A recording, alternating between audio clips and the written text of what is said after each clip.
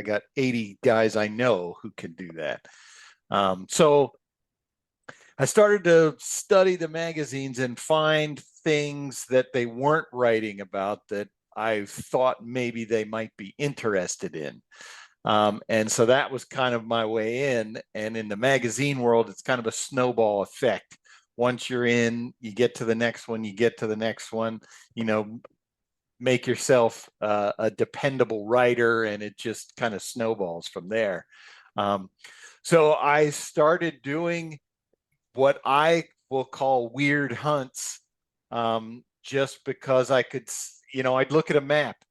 I remember everybody was, back in the 90s, everybody was writing about Ohio, Illinois, of course, Pennsylvania. There was kind of a big circle around Indiana. Nobody was writing about Indiana. I was like, well, everybody's hunting around it. That's got to be interesting there. So I was like, all right, I'll go to Indiana. Um, and just, it was typical Midwest hunting. I don't know why nobody was writing about it, but they weren't. So boom, that got me. Yeah, I think I did that one for Buckmasters maybe. Um, and just kind of things like that.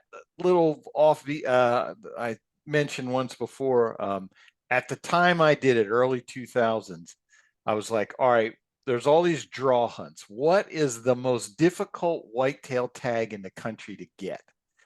And by my research, it was a firearms tag for North Dakota.